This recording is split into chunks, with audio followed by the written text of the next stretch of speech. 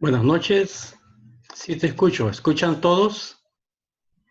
Conecten sus micrófonos para ver si escuchan. Sí. Claro que sí, ingeniero. Sí, Buenas sí se noches. escucha, Rick. Se escucha, ingeniero. Sí, ingeniero. Sí se escucha.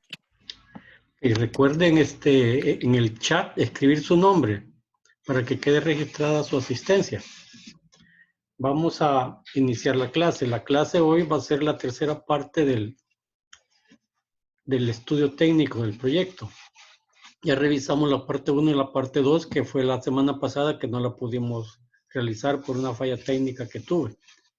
Pero está grabada, ahí se la grabé y ya está en el aula virtual, ahí la pueden ver, está ahí ya grabada. Vamos a iniciar entonces, porque acuérdense que esta cosa va contra el tiempo y tenemos que aprovecharlo.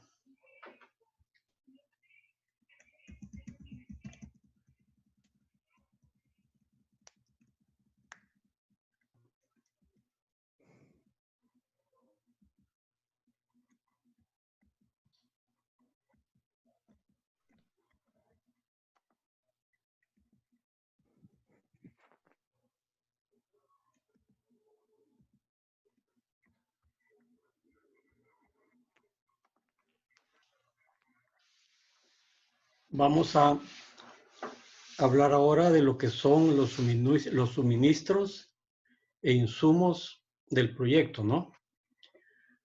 Todo proyecto para funcionar va a necesitar de insumos, ¿no? No importa el proyecto que sea.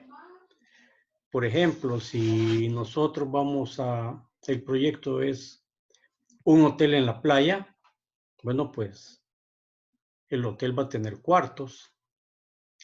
Los cuartos van a tener tener mesitas de noche. Probablemente van a tener una televisión. En fin, pues va a haber una serie de necesidades pues que se tienen que ver pues para que van a ser los suministros e insumos del proyecto, ¿no? Entonces, si es, digamos, si es un proyecto de fabricar algo, pues va a necesitar materias primas para poder fabricar esto, ¿no? Si es un proyecto social, digamos, una clase para enseñar a leer y escribir, igual pues vamos a necesitar pues material de estudio, libros, cuadernos, lápices, todo lo que se necesite pues para poder estudiar la clase de inglés, ¿no? A los últimos que han ingresado, les recuerdo que anoten en el chat su nombre para poder pues para que quede registrada su ingreso a la clase, ¿no? Entonces ahí en el chat va a quedar la lista de la clase, ¿no?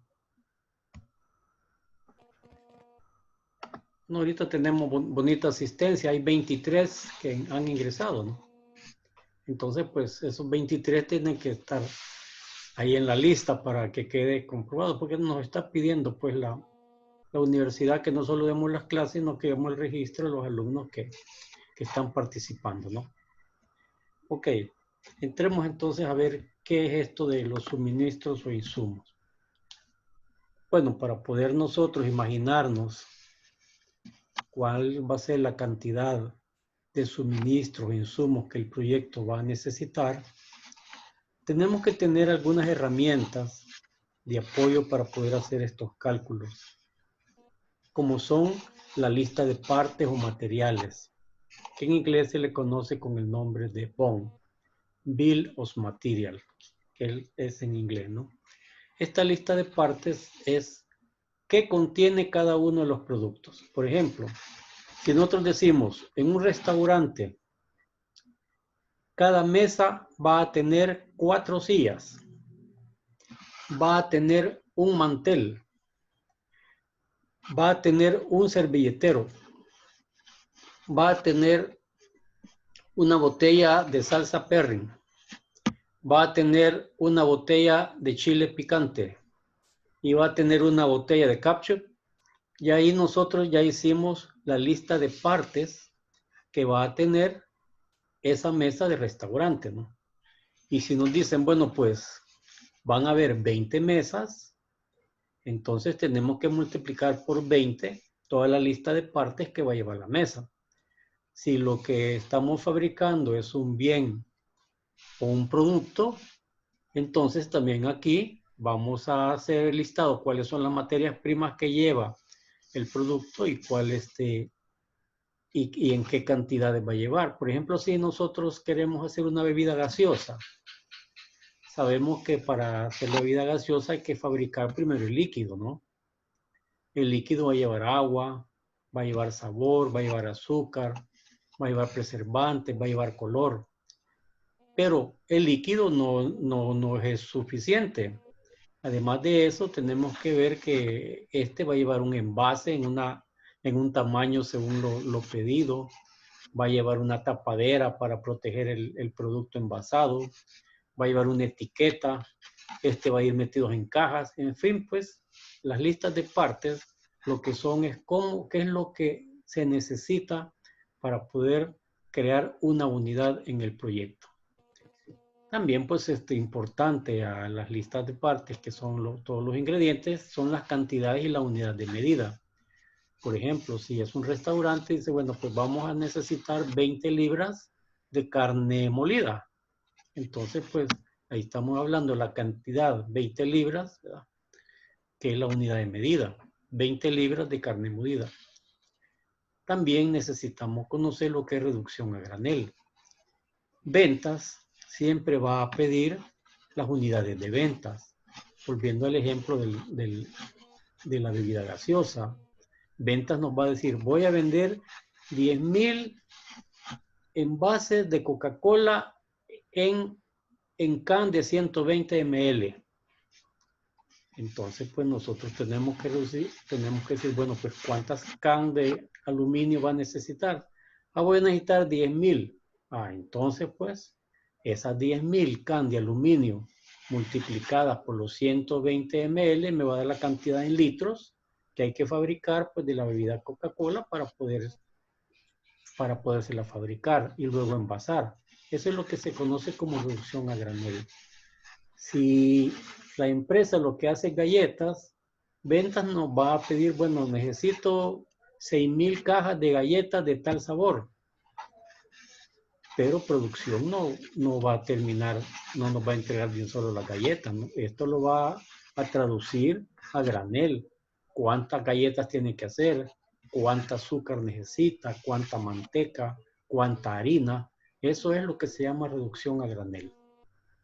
Y la explosión de materiales es cuando nosotros tenemos ya la reducción a granel, ver cuáles son los ingredientes que lleva cada uno de los artículos ya digamos en su explosión. Por ejemplo, digamos, si volvemos al ejemplo de las galletas, ok, necesitamos hacer 200 kilos de masa para poder hacer la cantidad de galletas que nos ha pedido ventas. Entonces, pues, pero para hacer esos 200 kilos de masa, vamos a necesitar azúcar, vamos a necesitar manteca, vamos a necesitar colorante, vamos a necesitar huevo, vamos a necesitar una serie de elementos que es lo que se llama la explosión de materiales a necesitar.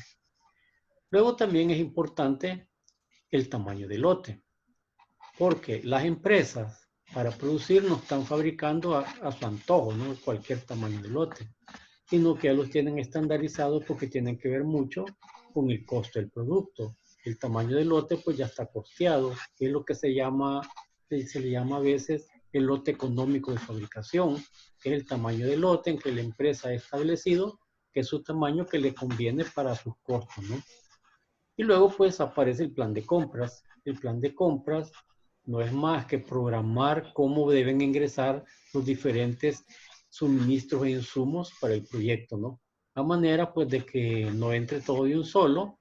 Si digamos que nosotros hemos hecho un proyecto para el próximo año de las necesidades, no vamos a comprar un año completo, ¿no? Y que vamos a comprar pues por partes y esas partes las vamos a ir asociando en un plan de compras. Ahora, para hacer esto, necesitamos un proceso de planeamiento, ¿no? Y el proceso de planeamiento, digamos, lleva 3 niveles.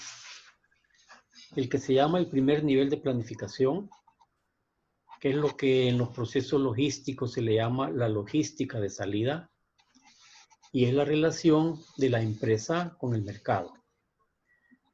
Este es una interacción que se da partiendo del mercado, ¿no? Si ustedes se recuerdan en el estudio del mercado, nosotros vimos que hay un mercado, que hay una demanda que hay que medir de ese mercado. Luego, esta demanda, tenemos que tener un método de proyección de la demanda y convertirla en un pronóstico. Y ya con ese pronóstico, pues pasarlo a las áreas del proyecto donde se van a establecer qué es lo que se va a fabricar, ¿no? Si el proyecto ya está caminando y hay producto terminado, entonces simplemente el pronóstico solicitado va a ser enviado a las bodegas y donde se va a preparar el pedido y se va a despachar. Pero si no hay producto terminado, entonces pues pasamos al que se llama el segundo nivel de planificación.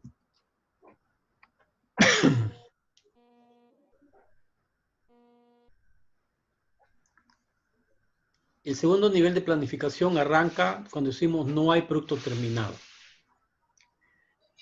Y se le llama pues segundo nivel de planificación o logística integrada, que es donde se integran todos los elementos de la empresa con el fin de poder producir los faltantes que el mercado tiene. Por eso cuando dice no hay producto terminado, estamos hablando de faltantes. Lo reducimos a granel, consolidamos todos aquellos graneles que son iguales, los hacemos un lote económico, calculamos el número de lotes, creamos un plan maestro de producción, realizamos la explosión de los materiales, a tener la necesidad total de materiales. Aquí pues venimos y hacemos un establecimiento de necesidades y vamos a encontrar materiales excedentes o faltantes. Si los materiales para producir son excedentes, se convierten en lanzamiento de órdenes que después luego se van a convertir en producto terminado. Si lo que nos da son faltantes, los faltantes pasan pues al tercer nivel de planificación. El tercer nivel de planificación es lo que se conoce como logística de entrada y es la relación de la empresa con sus proveedores. ¿Y de dónde parte?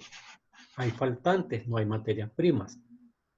Entonces tenemos que establecer las necesidades de compras, ir a un proceso de compra, colocar los pedidos a los proveedores.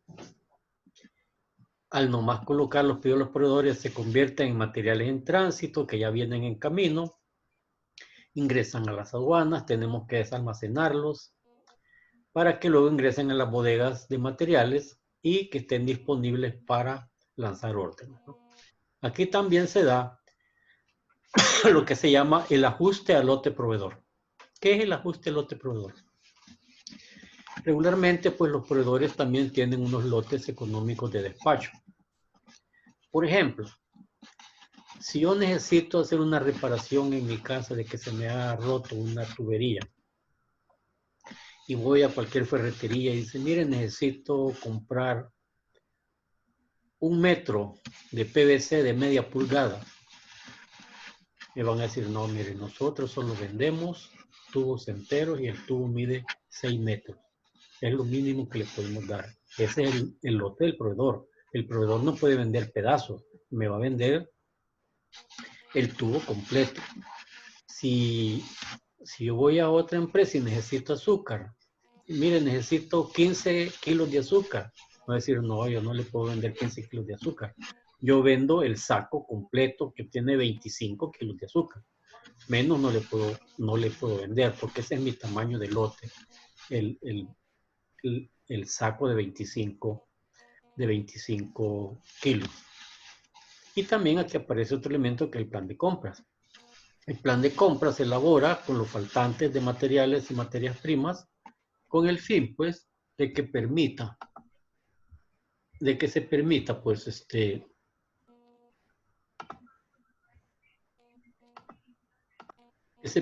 pues, lograr que se vayan programando los ingresos de los insumos, pero al mismo tiempo que se vaya programando los pagos hacia los proveedores, ¿no? Porque todo pago de proveedor tiene que reflejar en el cash flow de la parte financiera de la empresa. La parte financiera de la empresa necesita saber cuánto se va a invertir en insumos para tener apartado ese dinero y luego pues no quedar mal con el proveedor, ¿no? Que no le pagamos. Analicemos entonces qué es una lista de materiales. Aquí tenemos un ejemplo. Tenemos una silla que tiene patas, respaldo y un asiento. El respaldo, a su vez, tiene una tabla y barrotes. Entonces veamos, estos son los componentes de la silla. Ahora veamos en cuáles son sus cantidades. Para construir una silla necesitamos 4 patas, necesitamos un respaldo y necesitamos un asiento. El respaldo, pues, a la vez está compuesto de una tabla y 2 barrotes. Aquí hay un error, aquí son 2 barrotes. Entonces, nosotros hacemos la lista, pues, para hacer una silla necesitamos 4 patas, un asiento, un respaldo, una tabla y 2 barrotes.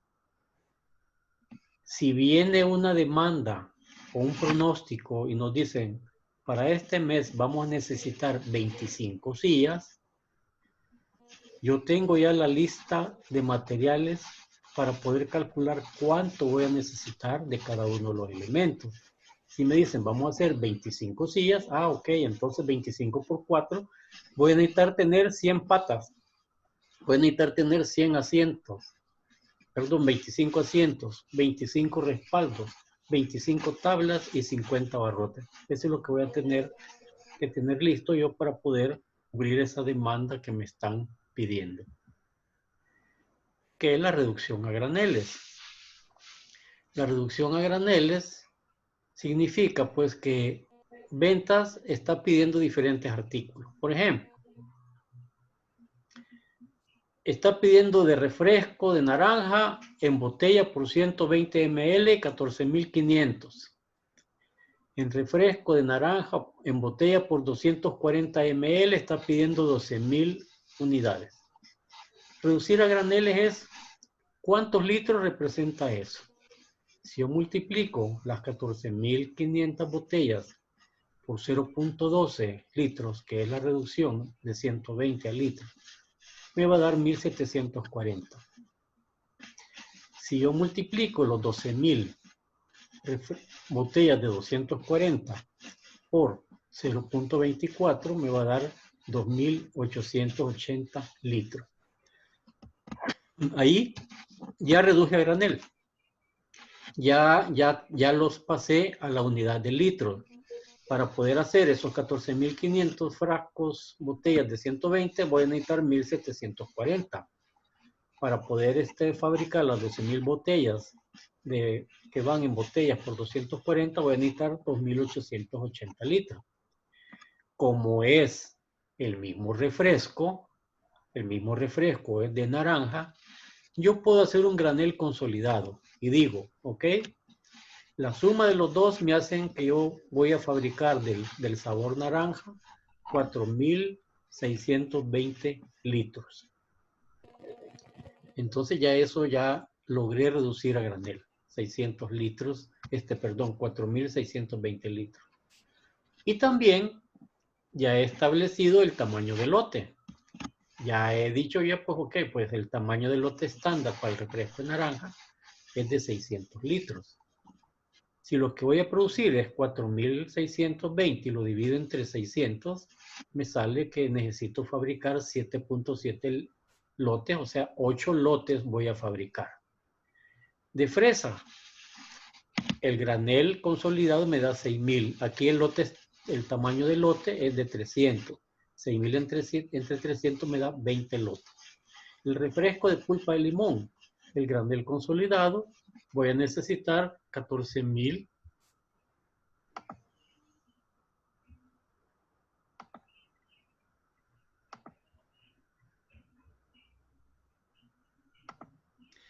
Voy a necesitar 14,280 litros. Y aquí el lote estándar es de 1,200 litros, ¿no? Entonces, pues voy a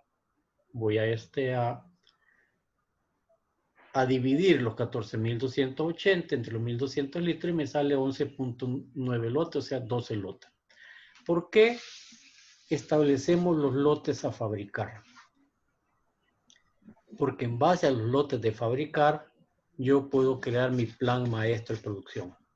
Y decir, bueno, pues para los próximos 3 meses voy a necesitar fabricar 50 lotes, 60 lotes, 70 lotes, ¿no?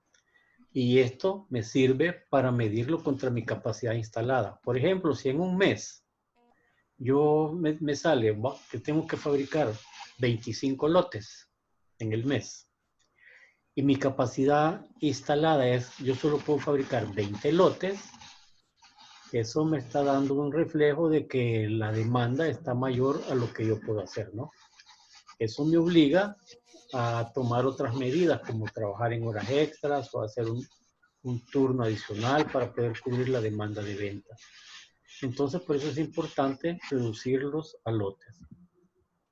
Entonces, cuando hablamos del establecimiento de las necesidades de insumo, yo necesito para esto contar con el plan maestro de producción, que es todos los lotes que vamos a producir. La lista maestra de materiales, que son todos los componentes que lleva un producto. Necesito saber también cuánto tengo en existencia de materiales y cuánto tengo de necesidades de materiales. Por ejemplo, si es un proyecto nuevo, las existencias en materiales no van a estar en bodegas, las bodegas van a estar vacías, entonces las existencias de materiales van a ser 0. Entonces todo va a dar faltante. Esos faltantes son los que me van a ir a caminar y a encaminarme a crear un plan de compras. Esto es lo que se llama la explosión de materiales. Hacer que el plan maestro de producción, comparado con la lista maestra de materiales, se conforme en las necesidades de materiales que voy a necesitar para el proyecto. Y estas necesidades de materiales son las que van a pasar a conformar el plan de compras. Aquí podemos ver lo que es un plan maestro de fabricación, un ejemplo, ¿no? Vamos a ver aquí que tenemos la lista de productos que van, digamos, aquí son 15 productos. Y aquí está programados durante todo el año los diferentes lotes que necesitan fabricar de cada producto. Por ejemplo, el producto A dice que en enero hay que fabricar 2 lotes, en marzo 2 lotes, en abril otros 2 lotes, en junio 2 lotes, en agosto 2 lotes, en octubre 3 lotes, en diciembre 2 lotes. Total 15 lotes. Pero hay otros productos, por ejemplo el producto C. El producto C, donde el total son 36 lotes. Significa pues que nosotros tenemos que prácticamente fabricar todos los meses, ¿no? Y así, por ejemplo, en el mes de enero fabricamos 4 lotes, en el mes de febrero 2, en el mes de marzo 4, abril 2 y así sucesivamente hasta completar los 36 lotes. El producto D son 12 lotes. Aquí pues nos sale fácil. Bueno, con un lote diario, un lote mensual que hagamos, pues tenemos cubierto la demanda de ventas. Y así pues tenemos esto es lo que se llama un plan maestro de fabricación, donde los diferentes productos que la empresa va a fabricar los organiza mes a mes en un número de lotes. Pero la parte importante del plan maestro de producción lo encontramos aquí abajo, ¿no? Donde dice total de lotes a fabricar mensual. En el mes de enero dice, voy a necesitar 34 lotes. En el mes de febrero 24, en el mes de marzo 29, en el mes de abril 35 y así sucesivamente, ¿no? Abajo dice capacidad instalada mensual en lotes. Eso es lo que la planta puede fabricar todos los meses. Y como pueden ver, la fabricación se vuelve igual, ¿no? Porque hay una capacidad instalada. Es la parte que yo he calculado que mi proyecto va a poder hacer. Es lo que se llama el tamaño del proyecto. ¿Cuánto va a poder hacer este proyecto? 30 lotes al mes. Entonces, cuando aparece que en el mes de enero se necesitan hacer 34 lotes y mi capacidad instalada es de 30, entonces en el renglón de más abajo van a leer porcentaje de uso de la capacidad instalada. Entonces ahí 34, que es la producción del mes, entre la capacidad instalada, que es 30, me da un uso de 113%. Esto aquí ya me avisa de que en el mes de enero vamos a trabajar de más para poder cubrir la demanda de ventas. No así en febrero, donde solo vamos a cubrir el 80, ahí vamos a estar bien. O en marzo, que vamos casi el agua al cuello, pero vamos a estar el 97.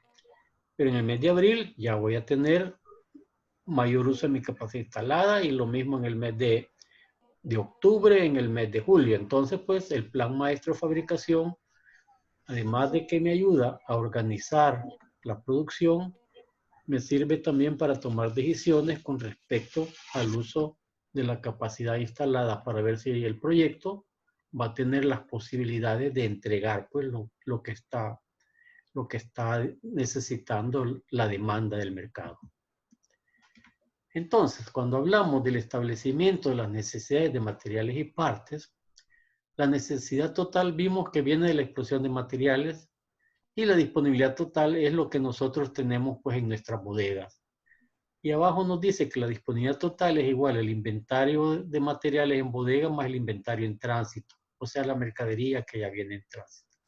Si el proyecto es totalmente nuevo, la disponibilidad total va a ser 0, ¿no? Entonces solo vamos a tener necesidad total menos 0, nos van a dar todos faltantes. Pero si el proyecto ya está caminando, es lógico que va a haber inventario, ¿no? Entonces va a haber disponibilidad. Y luego, pues, en base a eso, hacemos el plan de compras. Aquí tenemos, pues, un esquema sencillo de lo que es un plan de compras, ¿no? Aquí lo importante es ver el contenido. Lleva el código del artículo, el nombre del artículo, la cantidad que se va a necesitar, que viene del establecimiento de necesidades, la unidad de medida, si son litros, si son libras, si son kilos, si son unidades, el promedio de consumo, la cantidad total entre el promedio de consumo, me va a decir cuántos meses de existencia tengo que comprar de los diferentes insumos, el precio a que se ha cotizado y el lote de proveedores, el ajuste al lote del proveedor. Por ejemplo, si me salen, necesitamos comprar 55.6 sacos de azúcar. El lote del proveedor me dice, no, vas a comprar 56 sacos de azúcar. Y luego viene, pues, cómo se programan las compras de acuerdo a los meses de existencia, enero, febrero, marzo, así pues, según el panorama o el horizonte que la empresa planifique sus compras. Pero aquí lo importante aquí también es ver esto, ¿no? En la parte de arriba, aquí va la cantidad que necesitamos comprar. Y aquí en la parte de abajo va la misma cantidad multiplicada por su precio, donde aparece cuál va a ser la inversión que hay que hacer de ese artículo, ¿no? ¿Para qué queremos la inversión? La inversión es para poder proporcionar a la parte financiera cuánto es que vamos a gastar mes a mes en el proyecto. A manera que la parte financiera, cuando esté haciendo su cash flow o su flujo de efectivo, puede determinarnos, pues, puede apartar la cantidad de dinero para que el proyecto no se quede con abastecimiento. Porque un proyecto puede parar por falta de insumos. Si no se compran los insumos a tiempo, el proyecto va a parar. Pero si yo pago a los proveedores y los proveedores me despachan, pues el proyecto no va a tener problemas pues con los insumos. Pasamos ahora a lo que es el estudio organizacional. El proyecto tiene dos organizaciones. La que se llama la organización del proyecto, la cual es el grupo de gente que está realizando la formulación y la evaluación del proyecto. Y la organización para el proyecto, que es cuál debe ser la organización con que el proyecto debe contar para iniciar sus operaciones. Si es un hospital, ¿cuántos médicos se van a necesitar? ¿Cuántas enfermeras? ¿Cuántos para la limpieza? ¿Cuántas personas para atender a los clientes? Etcétera, etcétera, ¿no? El estudio organizacional va a tener siempre dos organizaciones. La organización del proyecto, donde está el gerente del proyecto, los bocetistas, los que hacen los estudios, y la organización para el proyecto, que es cuando el proyecto ya esté terminado, cómo va a arrancar, cómo el proyecto va a ponerse en práctica con la gente adentro. Que de nada nos sirve iniciar un proyecto donde todo está colocado, están los escritorios, están las computadoras, están las salas de reuniones, están las sillas de espera, etcétera, etcétera, si no hay personas. Entonces necesitamos pues entonces realizar el estudio organizacional.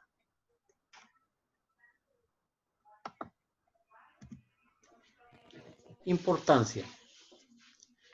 Al no ser lo suficientemente analizado, impide una cuantificación correcta de las inversiones y costos durante la ejecución e implementación del proyecto. ¿Por qué nos dice esto? Porque en la mayoría de proyectos, el capital de trabajo es de las cosas que son más caras en cualquier proyecto.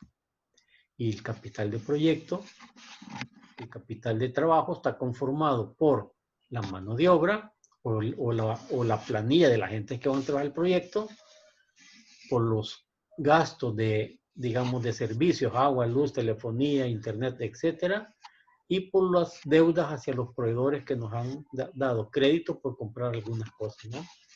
Entonces, por eso es importante el cuantificar, pues, en el estudio organizacional, cuánta gente van a trabajar, cuánto es lo que les vamos a pagar a cada una de ellas, porque es el capital de trabajo que necesitamos conformar con la organización. También el estudio organizacional debe realizarse simultáneamente con estudios técnicos y mercado, puesto que en ello implícitamente se considera el componente organizacional de cada alternativa que nosotros tengamos. Significa, pues, que como parte importante del estudio técnico y el estudio de mercado está la gente que va a manejar, pues, el proyecto. El factor organizacional del proyecto está en la ejecución e implementación del proyecto. Ahí es donde entra, ¿no? La gente va a empezar a trabajar cuando el proyecto abra sus puertas. Y también pues van a haber aquí participación de unidades externas al proyecto. También van a haber unidades que pueden venir al proyecto a colaborar. Por ejemplo, entrenamiento, vigilancia, aseo, pueden trabajar también para el proyecto. También tenemos que tomar en cuenta cuál va a ser el tamaño de la estructura administrativa del proyecto, cómo va a ser su organización. Siempre tomando en cuenta no crecer a lo ancho y crear una estructura bastante grande que sea muy cara o que crezca mucho hacia lo largo de manera vertical y tener una serie de niveles de jerarquía que conviertan una estructura también bastante grande y que después se vuelva algo impagable. También, ¿cuál va a ser la tecnología administrativa que vamos a utilizar? ¿Vamos a tener sistemas informáticos o lo vamos a hacer todo a mano? ¿Vamos a tener libros contables hechos a mano o vamos a tener un sistema de contabilidad para que lo lleve? ¿Vamos a tener un sistema para llevar los inventarios o vamos a llevar tarjetas de cartas? Necesitamos establecer cuál va a ser la tecnología administrativa con que vamos a trabajar. También el grado de complejidad de las tareas administrativas. ¿Qué tan difícil es el trabajo que se va a realizar en el proyecto? Porque también así del grado de complejidad de las tareas administrativas va a ser el nivel de capacidad de nivel de estudio que se va a necesitar de las personas a contratar. Entonces, la estructura organizacional va a ser todos aquellos elementos que van a estar distribuidos en las diferentes unidades del proyecto. Quiénes van a estar en ventas, quiénes van a estar en planeación, quiénes van a estar en producción, quiénes van a estar pues en bodegas, quiénes van a estar en digamos, en seguridad, etcétera, etcétera. Necesitamos saber cuál va a ser la estructura organizacional. Y no importa el proyecto. Por ejemplo, si es un asilo de ancianos, ¿quién va a ser el director del asilo? ¿Quiénes van a ser los que van a cuidar a los ancianos? ¿Cuántas enfermeras necesitamos? ¿Quién va a ser el que va a cocinar? ¿Cuántas cocineras necesitamos?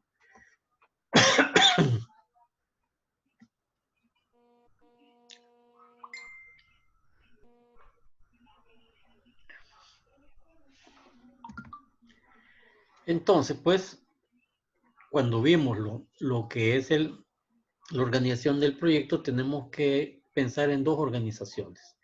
Lo que es la organización del proyecto, que es la que está realizando el proyecto, la que está haciendo las etapas, la etapa de mercado, la etapa de estudio técnico, después va a ser la evaluación económica, financiera, el estudio legal, el estudio de medio ambiente. Esa es la organización del proyecto.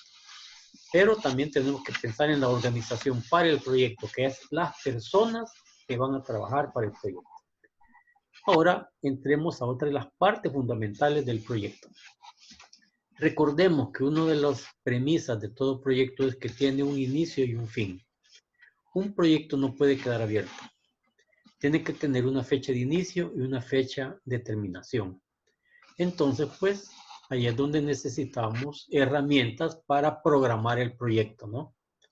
Y las herramientas más usuales que se utilizan para programar proyectos está el project, ¿no? Que es digamos, el de la ruta crítica y la carta de Gantt. Son, digamos, las dos herramientas más usuales para poder programar un proyecto, ¿no? Vamos a hablar un poquito de ellas. La carta de Gantt, pues, no es nueva. Fue creada ya por 1910-1915 por un ingeniero francés que se llama Henry Lawrence Gantt.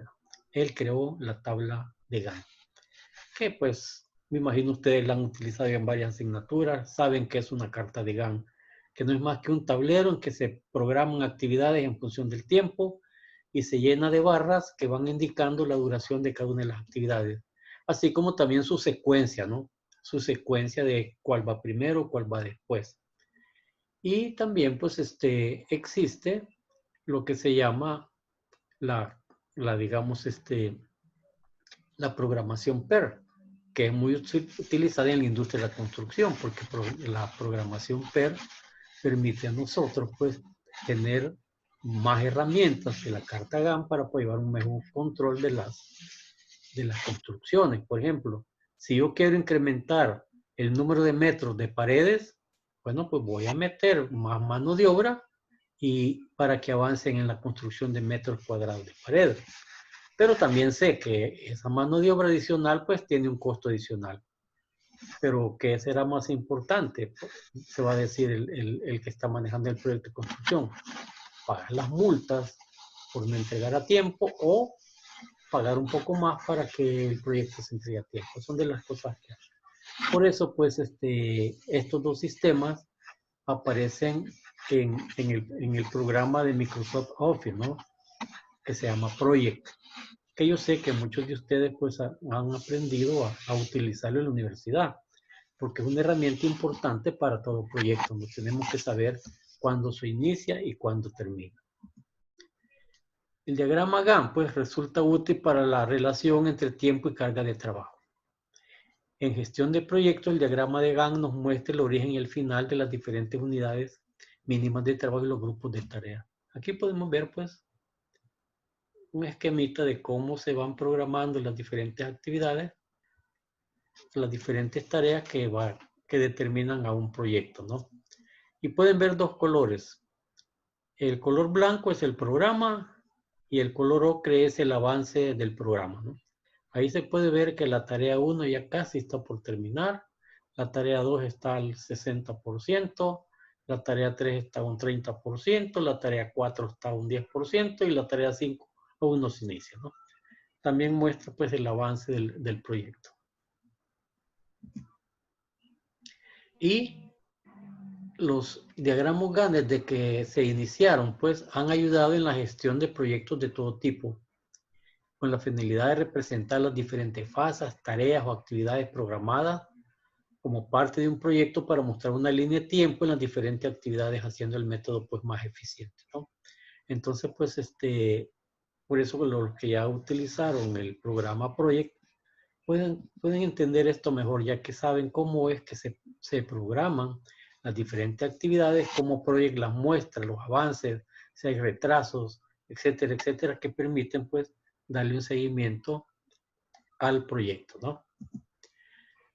Básicamente, el diagrama está compuesto por un eje vertical donde se establecen las tareas y actividades que constituyen el trabajo que se va a ejecutar, y un eje horizontal que muestra en un calendario la duración de cada una de ellas, estas actividades, ¿no?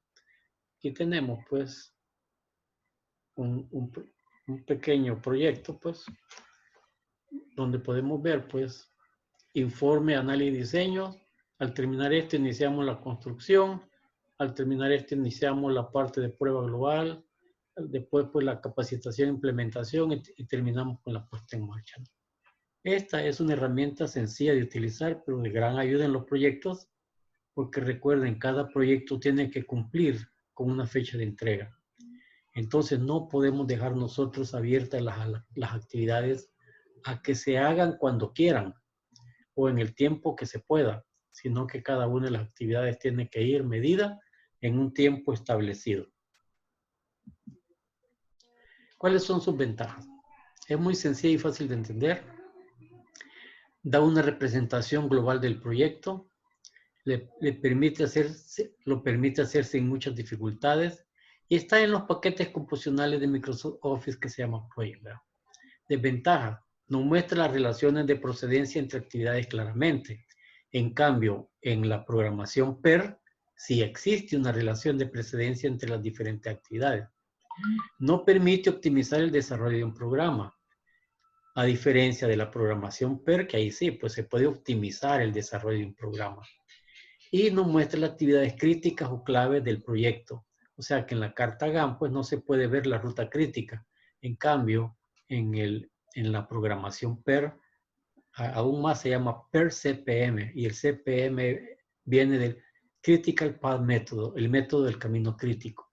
Entonces, pues, por eso PER es más usado en proyectos de largo plazo, ¿no? Cuando un proyecto va a durar más de 12 meses, la programación indicada es por programación PER. Ahora, si es un proyecto de 6 meses, 3 meses, un proyecto corto, pues basta con una programación GAN para poderlo programar. ¿Cómo se construye una carta? Pues, bueno, listamos las actividades en la columna donde corresponden, cuáles son las diferentes actividades que hay que hacer. Disponemos el tiempo y recursos disponibles para el proyecto, o sea, establecemos cuánto va a ser el tiempo, estimamos un tiempo de duración, pues, para cada una de las actividades. Calculamos el tiempo para cada actividad para ver cuánto va a durar y cuál es la secuencia, cuál sigue después. Calculamos los recursos para cada actividad, cuánta mano de obra va a llevar, o cuánto dinero hay que invertir en ella, o otros recursos que se necesiten, ¿no? Indicar estos tiempos en forma de barras horizontales y reordenarlas cronológicamente. Reordenarlas cronológicamente significa, pues, ponerlas una a continuación de la otra de una manera, pues, ordenada, lógica, una secuencia lógica. No vamos a decir, bueno, vamos a pintar sin antes haber puesto el techo, ¿no? No, tienen que ir ordenadas cronológicamente, ¿no? Y ajustar tiempo, secuencia de actividades, pues a medida que va avanzando el proyecto y se van dando los tiempos reales, tenemos que ir ajustando el tiempo, secuencia de las actividades, especialmente cuando los tiempos son mayores y nos dan atraso, ¿no? Tenemos que ver cómo ajustamos para ponernos otra vez al día con el proyecto. Siempre los proyectos tienen metas intermedias, ¿no? Que son los resultados parciales que van logrando a lo largo del proyecto. Su finalidad es que describe un resultado técnico, un evento, se programan en fechas determinadas y su duración es 0, ¿no? Significa pues que al inicio pues no tenemos mucha información. Por ejemplo, vamos a hacer el cronograma de la elaboración de un proyecto, ¿no? Entonces, ¿cuánto tiempo nos vamos a tardar en el estudio de mercado?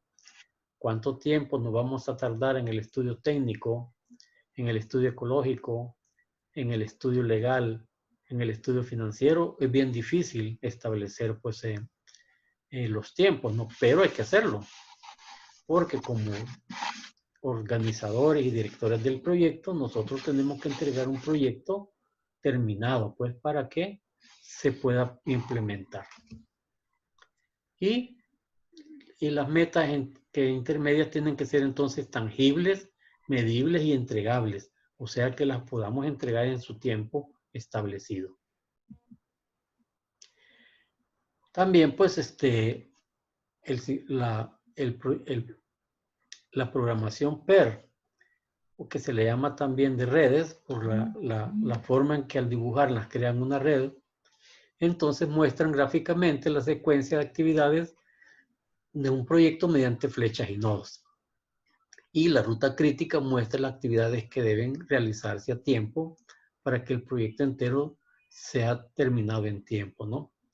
Entonces, es muy importante optimizar los recursos y evitar tiempos muertos de personas y equipos, ¿no? Por eso es que la programación PER es muy utilizada en proyectos, porque nos garantiza estar haciendo esos ajustes que necesitamos a manera de poder ir metiendo recursos o trasladando recursos para otras actividades a manera de que el proyecto vaya saliendo en tiempo.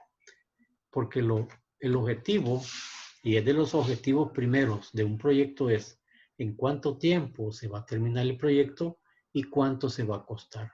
Son los objetivos que son, digamos, indispensables en todo proyecto. Cuánto va a costar y en cuánto tiempo se va a terminar. Entonces, a medida que nosotros vamos haciendo ajustes al avance del programa, es necesario asignar recursos a las tareas para asegurarse que la programación contiene las personas y el equipamiento adecuado, ¿no? En caso de que vayamos atrasados. O también pues, utilizar recursos de actividades que vamos muy adelantadas y lo trasladamos al otro que van más atrasados, ¿no? Si el trabajo asignado a un recurso excede el tiempo disponible, entonces se deberá realizar una nivelación de recursos tomando las medidas necesarias, ¿no? Y ahí es donde es importante el uso del programa Project, ¿no? Si ustedes han aprendido a usar el programa Project tal como es, van a ver que tiene unas ventajas y unas ayudas para los que hacen proyectos de una manera pues que simplifican mucho el trabajo.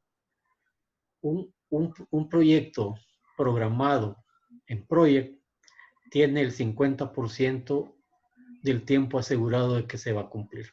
Entonces, por eso es importante utilizar esta herramienta que sirve para toda la vida. Con esto lo que les quiero decir es que si aprendieron Project, lo van a usar toda la vida. Yo, a pesar de que ya he retirado y que trabajo de asesor y todo, siempre hago mis proyectos para todos los proyectos que tengo. Entonces, por eso es importante hacerlo, ¿no? Ok, veamos entonces cuáles son las conclusiones del estudio técnico. Primeramente, el estudio técnico se enfoca en el tamaño y localización del proyecto. El tamaño es cuál es la capacidad instalada que va a tener el proyecto. ¿Cuál va a ser la capacidad instalada de este cine? ¿Cuántas butacas debe tener? ¿Cuál va a ser la capacidad instalada de este banco?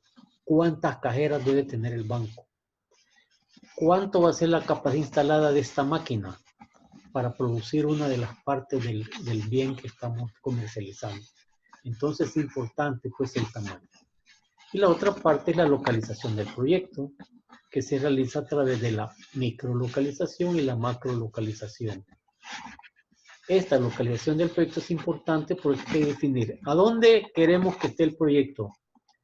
¿Cerca del mercado para atender mejor a los consumidores o cerca de las materias primas para que el abastecimiento sea más económico y nuestro costo salga más barato? Lo importante es saber determinar el tamaño y localización del proyecto, que es la pregunta primera de la primera lámina cuando hablamos del estudio técnico, que dice, una de las cosas difíciles de definir en todo un proyecto es su tamaño y su localización. Luego pasamos a lo que viene el tipo de tecnología. Aquí entra la matriz de tecnología. ¿Cuáles van a ser la tecnología que vamos a utilizar? ¿Van a ser operaciones manuales? ¿Van a ser operaciones semiautomáticas? ¿O van a ser totalmente automáticas? El tipo de la tecnología lo define el tamaño del mercado a cubrir. No es lo mismo fabricar sillas y tener una demanda de 5 sillas a la semana, donde las puedo hacer a puro serrucho, clavos y martillos, que tener una necesidad de 50 sillas a la semana. Aquí sí ya necesito máquinas, herramientas como sierras cortadoras, sierras coladoras, pulidoras eléctricas, etcétera, máquinas para pintar, etcétera, ¿no? Necesito otra tecnología mayor. Y si la demanda es de 5,000 sillas a la semana, aquí ya necesito un proceso totalmente automático, ¿no? Entonces, la tecnología tiene que ver con el tamaño del mercado. ¿A qué mercado vamos a ir? Y eso nos va a definir la tecnología. Y el proceso productivo, que es la serie de operaciones en cómo se realiza el producto o el servicio. Por ejemplo, recordemos ir a Cetrasen. Vamos a pagar la refrenda de la tarjeta de circulación. Vamos a ir a un proceso. No de un solo nos vamos a meter a la caja que nos a pagar, ¿no? Nos llevan primero, nos indican a dónde están las colas, vamos caminando pues con la cola según se va atendiendo a la gente. Cuando estamos cerca de la cola, pues ahí nos dicen, bueno, tiene que traer la tarjeta vieja, tiene que traer su DUI, tiene que traer el dinero. Cuando llegamos ya, que nos tocan a nosotros, pues todavía sigue otro proceso, ¿no? Que es que nos reciben la tarjeta vieja, nos cobra y nos dicen esperen unos minutos en lo que imprimimos su tarjeta de circulación. Eso es un proceso productivo. Así como también hacer una bebida gaseosa es un proceso productivo. Enseñar a leer y a escribir a una persona es un proceso productivo. Hacer comida es un proceso productivo. Hacer pan es un proceso productivo. Entonces, el estudio técnico nos muestra también la tecnología que se va a utilizar y el proceso productivo que vamos a emplear. Luego pasamos a la parte de inversiones y costos de la parte del estudio técnico. No estamos hablando de la inversión y costos de la parte financiera. En las inversiones y costos del estudio técnico, aquí vienen las materias primas, los insumos que se van a necesitar para el proyecto. ¿Cuántas camas va a necesitar este hotel?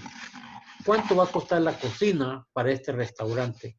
¿Cuántas mesas va a tener el restaurante? ¿Cuál va a ser el equipamiento de una cajera en un banco? Todo eso pues son elementos de aprovisionamiento que necesitan una inversión, van a tener un costo. Por eso es que, y si ahora venimos pues y le agregamos la mano de obra de la organización, entonces en las inversiones y costos del proyecto van a entrar los insumos que se van a utilizar por el proyecto y el costo de la organización con que el proyecto va a trabajar.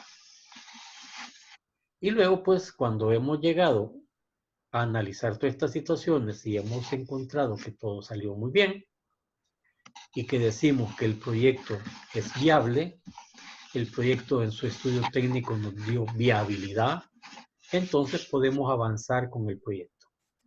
Y si el estudio técnico nos dio que no es viable, porque los costos son demasiado altos, o no hay disponibilidad de tecnología, o no hay aprovisionamiento, no hay proveedores que nos abastezcan, o no hay mano de obra calificada para echar a entrar el proyecto, pues pueden pasar un montón de elementos que nos hagan fracasar el proyecto, ¿no? Entonces podemos decir, no seguimos con el proyecto. Pero si todo va viento en popa y salimos que todo salió bien, pues entonces nosotros podemos proseguir con el proyecto y avanzar a las otras etapas. Las etapas que vienen serían el estudio legal del proyecto y el estudio ecológico del proyecto.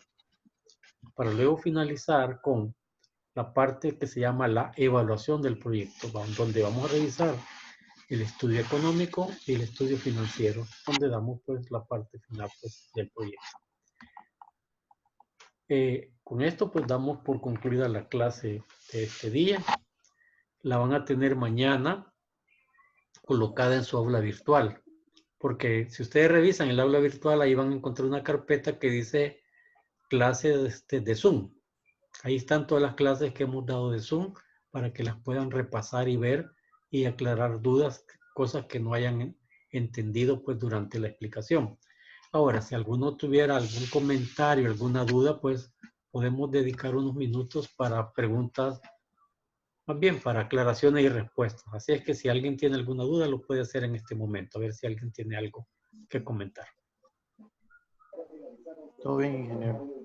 Ingeniero, una consulta. Usted en una diapositiva mencionaba ahí lo de la capacidad instalada. Cuando Ajá. dice eso, ¿se refiere a maquinaria o a qué?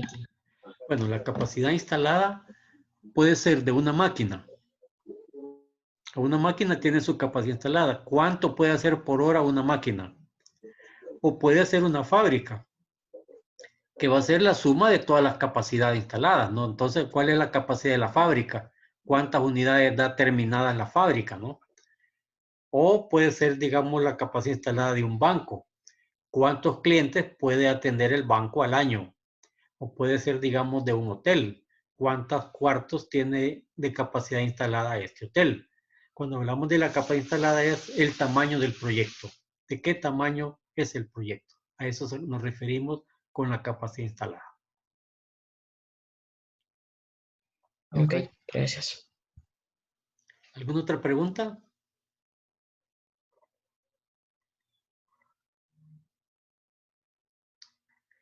También ahí en el aula virtual van a encontrar una secuencia de aprendizaje para que la desarrollen.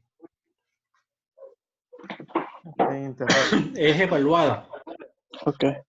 Y la tercera parte del proyecto va a estar compuesta por unas secuencias de aprendizaje porque acuérdense que ya a finales de mayo termina el curso. En la última semana de mayo estamos en los exámenes finales. Sí. Entonces, pues, no va a haber examen final, sino que lo que va a haber es, voy a hacer una tarea que es crear el perfil de un proyecto. Ustedes eligen qué tipo de proyecto quieren y van a crear el perfil. El día de mañana va a aparecer publicada las necesidades que se deben de cubrir para poder dibujar el perfil de un proyecto, ¿no? Porque la asignatura termina, pues, o sea, la competencia de esta asignatura termina en realizar un proyecto, pero como los proyectos llevan una etapa de investigación y en esta situación es bien difícil, pues, investigar. Mucha gente no puede salir de su casa, les tienen prohibido, etcétera, entonces no es posible. O a los lugares donde deberían ir a investigar no los dejan entrar. Entonces, pues, no vamos a hacer un proyecto, sino que simplemente el perfil del proyecto para que entiendan el contenido de lo que tiene un proyecto. Ok. ¿Ok? Perfecto. Entonces, muchachos, pues, Perfecto. aquí quedamos, ¿verdad? Ingeniero, Ok. ¿lo del proyecto es individual o en grupo? En grupo. Por eso les digo, mañana va a aparecer publicado de todo lo que se refiere, pues, al proyecto, ¿no? Para que ahí sigan la pauta de lo que van a tener que hacer y no tengamos ningún problema. Ok, de acuerdo. ¿Ok? Entonces, muchachos, pasen buenas noches y nos vemos el próximo lunes. Y cuídense, nada de andar saliendo por gusto, ¿verdad? Tienen que estar No, está bien, protegidos. ingeniero. Yo sé Llevamos que 36 días hay encerrados. algunos que se están fajando, teniendo que ir a trabajar, pero ni modo, pues. Pero siempre bien protegidos, bien cuidados. Recuerden que esta tontera de este virus no respeta, ¿verdad? Me Ok. dio virus y no sé si voy a vivir. Así es que cuídense, No, oye. Pasen buenas noches, que Dios me los bendiga. buenas noches, Gracias. ingeniero. Un gusto. Buenas Gracias. noches, ingeniero. Gracias. Ingeniero, feliz noche.